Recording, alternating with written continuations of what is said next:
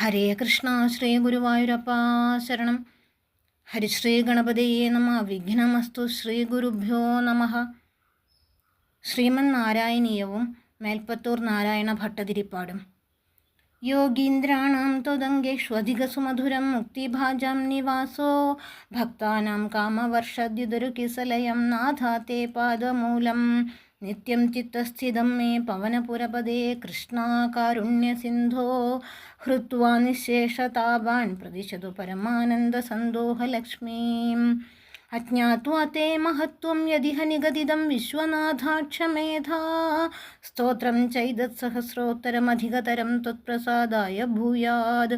ദ്വേധാ നാരായണീയം ശ്രുതിഷു ച ജനുഷസ്തുത്യതാ വർണ്ണനേന സ്ഫീതം ലീലാവതാരേരിതമിഹ കുരുദാ മായുരാരോഗ്യസൗഖ്യം. സംസ്കൃത പണ്ഡിതനായിരുന്ന മേൽപ്പത്തൂർ നാരായണ ഭട്ടതിരിപ്പാട് തനിക്ക് അപ്രതീക്ഷിതമായി പിടിപെട്ട വാതരോഗ ശമനത്തിനായാണ് ഗുരുവായൂരിലെത്തുന്നത്. കൈകാലുകൾക്ക് ശക്തിയില്ലാതിരുന്ന നാരായണ ഭട്ടതിരിപ്പാടിൻ്റെ നാവിൻ തുമ്പിൽ വിളയുന്ന ഉതിർമണികൾ ശിഷ്യൻ പകർത്തിയെടുത്തുകൊണ്ടിരുന്നു. ഭഗവത് ദർശനവും നാമജപവും കാവ്യരചനയുമായി നാളുകളേറെ കടന്നുപോയി. ആയുരാരോഗ്യ സൗഖ്യം എന്ന അവസാന വരിയും എഴുതി തീർന്നതോടെ മേൽപ്പത്തൂരിൻ്റെ വാതരോഗം നിശേഷം മാറിയെന്നും അദ്ദേഹം പൂർവ്വസ്ഥിതിയെ പ്രാപിച്ചുവെന്നും പറയപ്പെടുന്നു. ശ്രീമദ് ഭാഗവതത്തെ അധികരിച്ച് സംസ്കൃത ഭാഷയിൽ രചിച്ച നാരായണീയം എന്ന പ്രൗഢകൃതി കൂടാതെ ഭഗവാനെക്കുറിച്ച് പല സ്തോത്രങ്ങളും രചിച്ച് കുറേ കാലം കൂടി മേൽപ്പത്തൂർ ഗുരുവായൂരിൽ ഭജനമിരുന്നു. ഗുരുവായൂർ ക്ഷേത്രത്തിനകത്ത് മേൽപ്പത്തൂർ ഇരുന്ന് നാരായണീയ കാവ്യം രചിച്ച സ്ഥലത്ത് ഇപ്പോഴും കെടാവിളക്ക് കത്തി നിൽക്കുന്നുണ്ട്. നാലമ്പലത്തിനകത്തേക്ക് പ്രവേശിക്കുന്ന ഭക്തജനങ്ങൾ ആദ്യം ദർശിക്കുന്നത് മേൽപ്പത്തൂർ സ്മരണയുണർത്തുന്ന ഈ കെടാവിളക്കാണ്.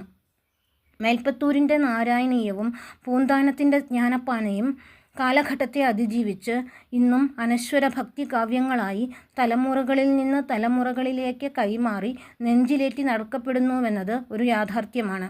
വാക്കുകൾക്കും വരികൾക്കുമിടയിൽ നിറഞ്ഞു തുളുമ്പുന്ന ഭഗവത് ഭക്തി തന്നെയാണ് ഈ കൃതികളെ അനശ്വര കാവ്യങ്ങളാക്കി മാറിയത്. മേൽപ്പത്തൂരിൻ്റെ കൃതികളിൽ പരമപ്രധാനമെന്നു കരുതുന്ന നാരായണീയ കാവ്യം ഭക്തജനങ്ങളുടെ നിത്യപാരായണ ഗ്രന്ഥമായി പൂജാമുറികൾക്കുള്ളിൽ സ്ഥാനം പിടിച്ചിരിക്കുന്നു.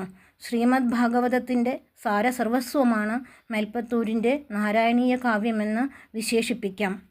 ശാരീരികവും മാനസികവുമായ രോഗങ്ങളിൽ നിന്ന് മുക്തി നേടാൻ നാരായണീയ കാവ്യം നിത്യവും പാരായണം ചെയ്താൽ മതിയെന്ന് ഭക്തജനങ്ങൾ വിശ്വസിച്ചു വരുന്നു. നാരായണീയ കാവ്യരചനയിലൂടെ ആയുരാരോഗ്യ സൗഖ്യം നേടിയതാണല്ലോ കവിയുടെ തന്നെ ജീവിതാനുഭവം. നാരായണീയ കാവ്യം പാരായണം ചെയ്യുന്നവർക്ക് മാത്രമല്ല, അത് ഭക്തിയോടെ ശ്രവിക്കുന്നവർക്കും ഭഗവത് കൃപാ കടാക്ഷമുണ്ടാകും. സംസ്കൃത സ്തോത്ര കാവ്യങ്ങളിൽ നാരായണീയത്തിന് അതുല്യമായൊരു സ്ഥാനമാണുള്ളത്. ഭക്തി നിർഭരമായ ഈ സ്തോത്രകാവ്യം സാന്ദ്രാനന്ദാവബോധാത്മകനായ ശ്രീ ഗുരുവായൂരപ്പനെ സ്തുതിച്ചുകൊണ്ട് ആരംഭിക്കുകയും ആയുരാരോഗ്യ സൗഖ്യത്തിനായി ഭഗവാനോട് പ്രാർത്ഥിച്ചുകൊണ്ട് അവസാനിപ്പിക്കുകയും ചെയ്യുന്നു. ഓം ശ്രീകൃഷ്ണായ നമഃ. നാരായണീയം മേൽപ്പത്തൂർ നാരായണ ഭട്ടതിരി. പ്രഥമസ്കന്ധം. ദശകം 1. ഭഗവൻ മഹിമാനുവർണ്ണനം.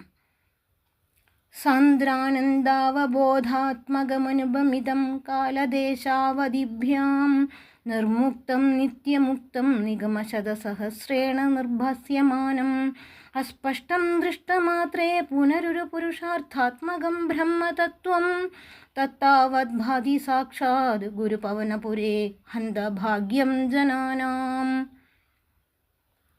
ഭഗവൻ മഹിമാനുവർണ്ണനം.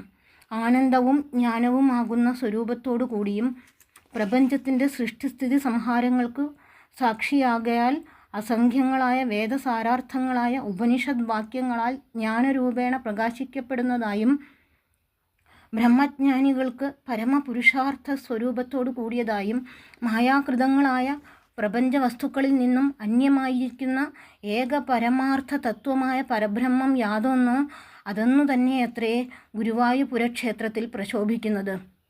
ജനങ്ങളുടെ മഹാഭാഗ്യം അത്യാശ്ചര്യകരം തന്നെ. ഈ ശ്ലോകം കൊണ്ട് നാരായണീയം എന്ന സ്തോത്രത്താൽ പ്രതിപാദ്യമായ വിഷയം പരബ്രഹ്മമാണെന്നും പ്രയോജനം പരബ്രഹ്മപ്രാപ്തിയാണെന്നും ഇതിൽ അധികാരികളാകുന്നവർ ഭാഗ്യവാന്മാരാണെന്നും അവർ നിത്യമുക്തരായി പുനർജന്മഹീനരായി ഭവിക്കുമെന്നും പ്രസ്താവിക്കപ്പെടുന്നു. ഹരേ ഹരേ കൃഷ്ണ ശ്രീ ഗുരുവായൂരപ്പ ശരണം. ഓം നമോ നാരായണായ. ഓം നമോ ഭഗവതേ വാസുദേവായ. ഓം വിഷ്ണവേ നമഃ. ഓം ഹരയേ നമഃ. ഓം ശ്രീകൃഷ്ണായ നമഃ.